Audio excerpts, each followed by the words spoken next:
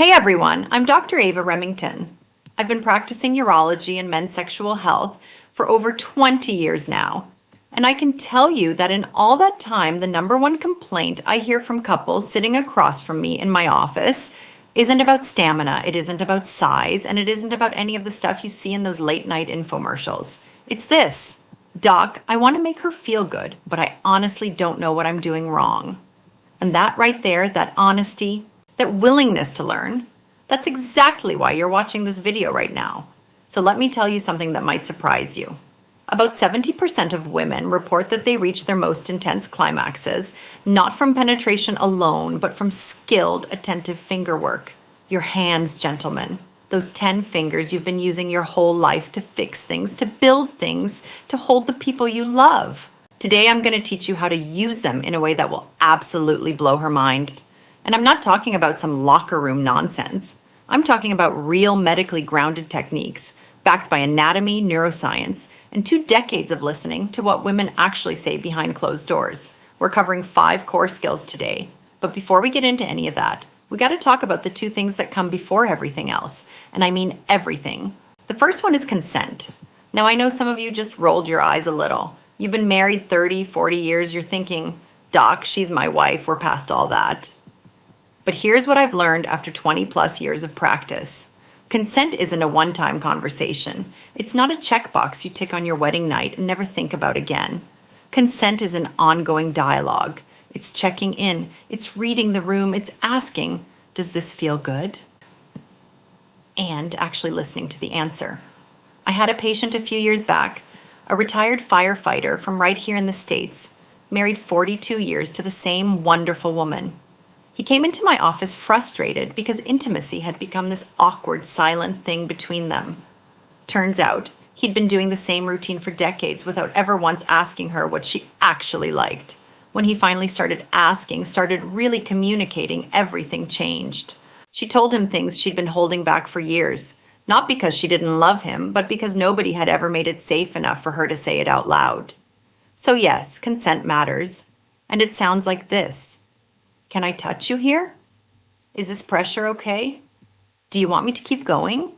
These aren't mood killers, people. These are mood makers. When a woman feels safe, when she feels heard, her body literally responds differently. Her parasympathetic nervous system kicks in, stress hormones drop, and oxytocin, that bonding hormone, starts flooding her brain. That's the physiological foundation for everything we're about to discuss. The second non-negotiable is preparation. And I mean your hands specifically. Trim your nails short. I'm talking short. Then take a nail file and smooth out every single edge. The vulva and the vaginal canal are lined with incredibly delicate mucous membrane tissue. Even a tiny rough edge on your fingernail can cause microtears that she'll feel as a sharp sting or a burning sensation. And those little cuts aren't just painful, they're an open door for bacterial infections. Wash your hands thoroughly with warm water and a mild, unscented soap. Get under those nails too.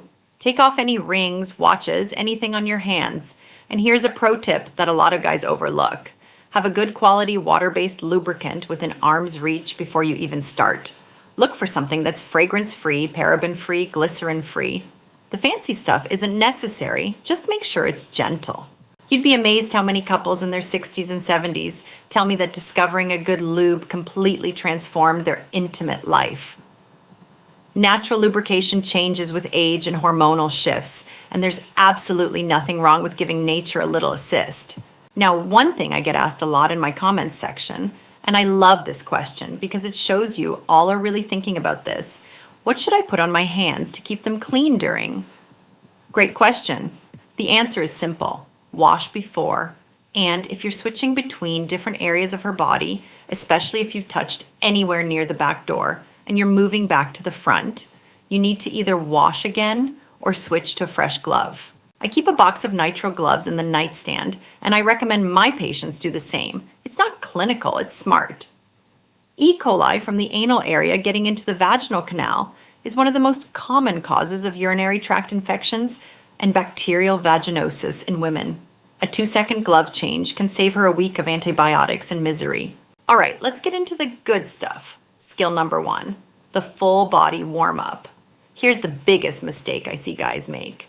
And honestly, I used to make it too before I knew better. Going straight for the goods, heading right downtown without so much as a hello to the rest of her body.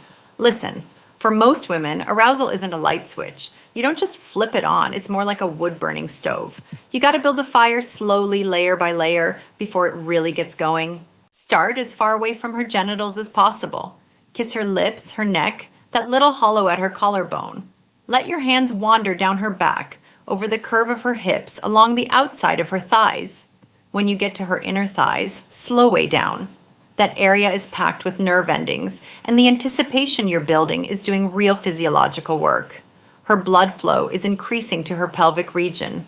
Her clitoral tissue, which, by the way, extends way further internally than most people realize, is beginning to engorge. You're literally warming up the engine. If she's still wearing clothes or underwear, use that to your advantage. Place your whole palm over her mound on top of her underwear and apply a gentle, steady pressure. Press and release. Press and release. Trace your fingertip along the edge of her waistband. You're sending her body a message. Something wonderful is coming, but we're in no rush. Skill number 2, the external exploration. Once she's warmed up, once you can feel that her body is relaxed and leaning into your touch, it's time to move to direct skin contact. But here's the key, and I cannot stress this enough.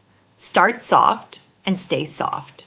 Use your fingertips to trace along her outer labia first, then the inner labia.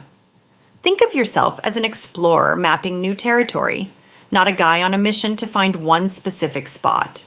Whatever you do, do not go straight for the clitoris. I know that sounds counterintuitive, but hear me out. The clitoral glands, that little bead at the top, has over 8,000 nerve endings packed into a space smaller than a pencil eraser. That's more nerve density than anywhere else in the human body, male or female. In the early stages of arousal, direct contact with the exposed clitoral glands can feel way too intense, almost painful. Instead, work around it. Circle the clitoral hood with your fingertip. Use the lightest touch you can manage, like you're tracing a pattern on a soap bubble. Start with those tiny circles, then gradually widen them based on her response. And speaking of her response, this is where you become a student of her body. Is her breathing getting faster? Are her hips shifting toward your hand? Is she making little sounds? Those are all green lights, and they're telling you exactly what to do next. Skill number 3, finding the rhythm. Here's something fascinating from a neuroscience perspective.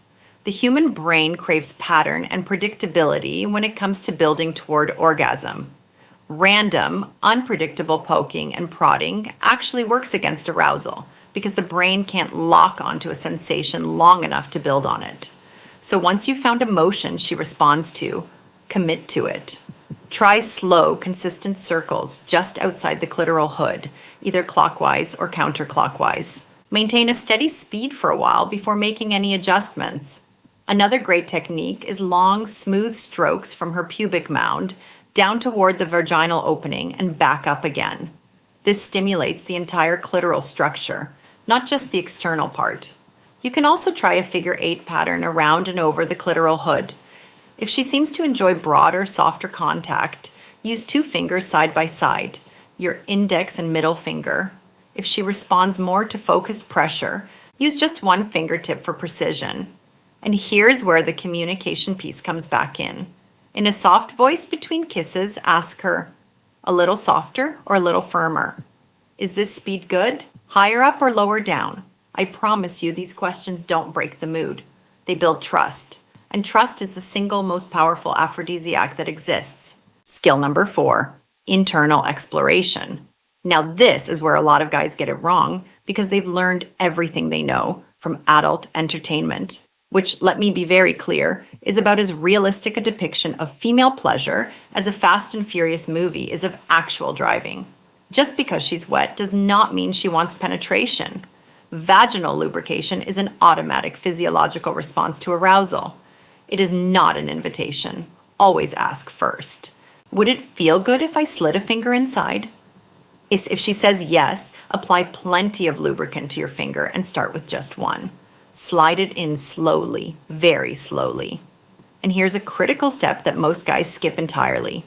Once you're inside, stop. Just hold still for a moment. Let her pelvic floor muscles adjust and relax around your finger. That pause makes a world of difference. Then, instead of the in and out piston motion you've probably seen in videos, try curling your finger toward her belly button in a come here motion. The front wall of the vagina, about 1 to 2 inches in, has a spongy, slightly ridged area that's often called the G-spot. Anatomically, this area sits right against the internal structure of the clitoris and the Skene's glands, and when she's sufficiently aroused, it becomes engorged and much more responsive to touch. Use gentle rhythmic pressure. Start light, almost a tapping motion, and only increase pressure if she's actively pushing against your hand or asking for more. If at any point her body tenses up, ease off immediately. Pull back to external stimulation, take some deep breaths together, and let her relax before trying again. Now here's one of the most popular questions I get, and I think it's important to address. Someone asked in my last video whether it's normal that 4 fingers can fit inside. The answer is yes. The vaginal canal is remarkably elastic. That's by design. It's built to accommodate childbirth, after all. The range of what's anatomically normal is enormous, and there is absolutely nothing wrong or unusual about any of it. What matters isn't how many fingers fit, it's whether your partner is comfortable, aroused, and enjoying herself. Some women prefer 1 finger, some prefer 2, some prefer external stimulation, only with no penetration at all, and all of those preferences are completely valid. Skill number 5, the art of not changing a thing. This is the one that separates good lovers from great ones, and it's the simplest concept in the world, but the hardest to execute. When she's getting close to climax, you'll know. Her breathing will become rapid and shallow. Her hips will press hard against your hand. Her thighs might tremble. Her sounds will intensify. And at that exact moment, your one and only job is to keep doing exactly what you're already doing. Same speed, same pressure, same angle, same rhythm. Do not speed up. Do not press harder. Do not suddenly switch techniques because you think more intensity equals better results. The brain has locked onto a specific pattern of stimulation and is building toward release. If you change the pattern now, it's like pulling the rug out from under her. I've had so many women in my office tell me he was doing everything right, and then right at the end he switched it up and I lost it. If she says right there or don't stop, treat those words like gospel. That is your coordinates. Hold your position. Now I want to share a few bonus techniques that can add variety when you've mastered the basics. The hood stroke. Make a V with 2 fingers on either side of the clitoral hood and slide them up and down gently. This provides stimulation without direct contact with the hypersensitive glands. The wave technique. Start your stroke at the outer thigh, sweep inward across the labia, and sweep back out. This is great for resetting sensitivity when things get too intense in one spot. The palm press. Place your entire warm palm over her vulva and just hold it there with gentle, steady pressure. No movement at all. This is incredibly grounding, especially right before or right after orgasm. And finally, the angle trick. Slip a pillow under her hips. This slight elevation changes the angle of the vaginal canal and makes it much easier for your fingertip to reach that front wall sweet spot. After she's climaxed, don't just pull away and roll over. This is one of the most important parts of the entire experience, and almost nobody talks about it. After orgasm, her brain is flooded with oxytocin and prolactin, creating a state of deep relaxation and emotional vulnerability. If you suddenly withdraw all contact, it can feel jarring and emotionally empty. Instead, gradually lighten your touch. Keep your hand resting gently on her body. Hold her close. Stroke her hair, her rib cage, her thighs. Offer her a glass of water. These aren't just nice gestures. They're neurologically significant acts that deepen bonding and make the entire experience feel complete. And later, when the moment feels right, ask her one simple question. What felt the best tonight? And then listen. Really listen. Whatever she tells you is worth more than anything I could ever teach you in a video. That's your personal playbook, written by the only person whose opinion truly matters. Look, I know this was a lot of information, but if you take just one thing away from today, let it be this. The greatest sexual skill any man can develop isn't a technique. It's the willingness to listen, to ask, to pay attention, and to care more about her experience than your ego. Your hands are extraordinary instruments of connection when they're guided by patience, respect, and genuine love. I'm Dr. Ava Remington, and I'll see all of you in the next one. If this helped you, share it with someone who needs to hear it and drop a comment below telling me what topic you want me to cover next. I read every single one.